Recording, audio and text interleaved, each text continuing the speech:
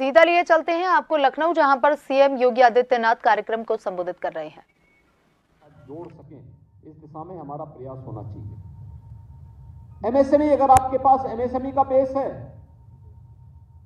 Land bank है, सुरक्षा का बेहतर माहौल है, तो दुनिया के बड़े से बड़े निवेश को नीचे जमीनी धरातल पर आमंत्रित करने से आपको कोई रोक नहीं सकता, कोई ताकत रोक नहीं सकती है। और प्रदेश को प्राप्त हुआ अभी हाल ही में 40 लाख करोड़ रुपए के निवेश के प्रस्ताव इस बात के उदाहरण प्रस्तुत करते हैं, जिसमें से 10.5 लाख करोड़ रुपए का निवेश का प्रस्ताव तो अभी ग्राउंड ब्रेकिंग के माध्यम से प्रधानमंत्री जी ने अभी शिलान्यास किया है। यानी ये चीजें दिखाती हैं, जिस उत्तर प्रदेश में कोई आना नहीं चाहता था, आज उत्तर प्रदेश निवेश का बेहतरीन गंतव्य बनकर के देश के सामने एक उदाहरण प्रस्तुत कर रहा है।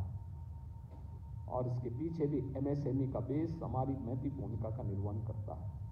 वो ठीक बात है, सरकार है, सुरक्षा का माहौल देना हमारा दायित्व था, लैंड बैंक बनाना, पॉलिसी बनाना भी हमारा दायित्व था। लेकिन एमएसएमई सेक्टर में जो कार्य हुआ है उसका परिणाम है कि लोगों को बहुत मेहनत नहीं करनी पड़ेगी, सब कुछ यहीं पे उपलब्ध हो जाएगा, और वह आज इस सेक्टर ने करके दिखाया है। बैंकर्स ने भी जो उदारता दिखाई है, चाहे वह डिस्ट्रिक्ट लेवल बैंकर्स कमेटी ने, स्टेट लेवल बैंकर्स कमेटी ने, परिणाम है उसका। आज देश के अंदर उद्योग को सर्वाधिक लोन देने वाला राज्य कोई है तो उत्तर प्रदेश है। आप अनुमान कर सकते हैं, मैन्युफैक्चरिंग के क्षेत्र में हम लोग अच्छा काम कर रहे हैं, अच्छी दिशा में आगे बढ़ चुके हैं। और मैं इसीलिए कहता हूं कि जिस स्पीड से यूपी चल रहा है, इस स्पीड को थोड़ा और हम पुशअप कर लें तो उत्तर प्रदेश को आने वाले 5 वर्ष में $1 ट्रिलियन की इकोनॉमी बनने से कोई ताकत रोक नहीं सकती है। ये आवश्यक होगा। हमने उन क्षेत्रों में जो हमारे पास ताकत थी, उन क्षेत्रों में, उस सेक्टर में अगर हम कार्य करना प्रारंभ करेंगे, और बैंकर्स ने इस दिशा में, क्योंकि जो स्पीड बढ़ी बैंक को, यूपी का हमारा जो सीडी रेशो था, कहाँ 44% था, आज 56% से आगे बढ़ रहा, 57%। इसके साथ ही 57% तक, इस वित्तीय वर्ष तक 57% तक पहुंचेगा।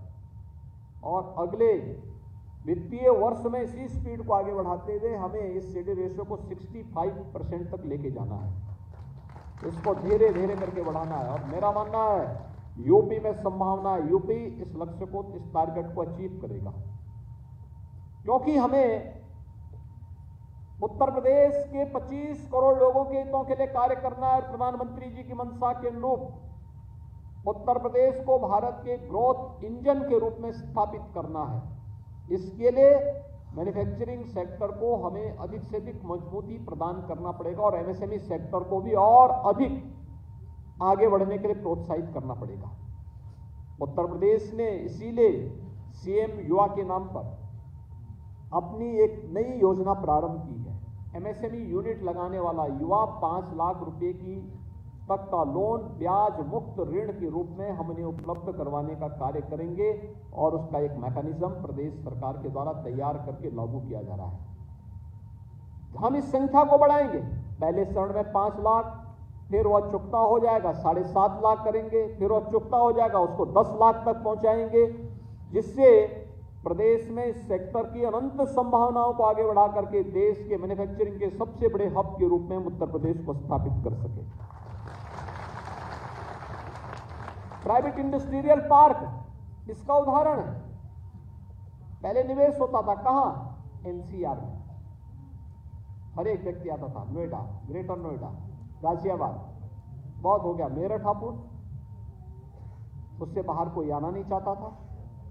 आज उन्नाव में निवेश करने के लिए आ रहे हैं, हरदोई में, सीतापुर में, बाराबंकी में, ग्रामीण क्षेत्र में, और अभी हमारा जो ग्राउंड ब्रेकिंग हुआ है सभी 75 जनपदों में कुछ ना कुछ निवेश जरूर हुआ है। 75 के 75 जनपदों में। ये चीजें दिखाती हैं कि हमारे पास संभावनाएं थी, उन संभावनाओं को जमीनी धरातल पर उतारने के लिए जो प्रयास होने चाहिए थे उसका अभाव था। आज वह सही दिशा में आगे बढ़ा है। हम लोगों ने इस दिशा में कार्य प्रारंभ किया है। और ये कार्य इस बात को देखते हैं, दिखाते हैं। उसका एक लघु चित्र हमारे सामने देखने को मिला था जब इंटरनेशनल ट्रेड शो हम लोगों ने ग्रेटर नोएडा में आयोजित किया था। इस वर्ष भी होगा, फिर सितंबर 2024 में भी एक इंटरनेशनल ट्रेड शो का आयोजन फिर से हम लोग ग्रेटर नोएडा में आयोजित करने जा रहे हैं। अभी से आप सभी तैयारी करें। प्रदेश के हमारे जितने भी मैन्युफैक्चर्ड हैं, जितने भी यूनिट्स हैं, जितने भी एमएसएमई यूनिट हैं, वे सभी लोग वहां पे फिर से अपने अपने उत्पाद को ले जा करके उसको वहां पे डिस्प्ले करें, बताएं लोगों के सामने उत्तर प्रदेश की क्षमता है। उत्तर प्रदेश इस क्षेत्र में आगे बढ़ा हुआ है, ये उत्तर प्रदेश के अंदर मौजूद है, हम उस दिशा में आगे बढ़े। सीएम इंटर्नशिप की स्कीम को भी हमें लागू करने की तैयारी करनी चाहिए। ये युवाओं को उसके इस कॉलेजेस के दौरान या उसके इंस्टीट्यूशन के दौरान जब वो अध्ययन कर रहा है, जब वो डिग्री ले रहा है, डिप्लोमा कर रहा है, उस दौरान उसके इंटर्नशिप के साथ जोड़ने और आपके पास सस्ता मैन पावर उपलब्ध कराने के साथ साथ प्रधानमंत्री मोदी जी की मंशा के अनुरूप एनईपी के लक्ष्य को प्राप्त करने में भी एक बड़ी भूमिका का निर्वहन करेगा। हमें देश के विकास के बारे में सोचना है और उस दिशा में कार्य करने की दिशा में जो कार्य प्रारंभ हुए हैं, ओडीओपी के सेक्टर में, विश्वकर्मा श्रम सम्मान के क्षेत्र में, अगर हमने अपने हस्तशिल्प को, अपनी कला को, अपने कारीगरों को, उनके हुनर को थोड़ा भी प्रोत्साहित किया तो वे सब कुछ करने की सामर्थ्य रखते हैं, सब कुछ करने की सामर्थ्य रखते हैं। और ये आज हम सबको देखने को मिल रहा है। मैं आज के इस अवसर पर प्रदेश के जिन 2.5 लाख उद्यमियों को ये लगभग 31,000 करोड़ रुपए के लोन वितरित हो रहे हैं, इन सबको मैं बधाई देता हूं।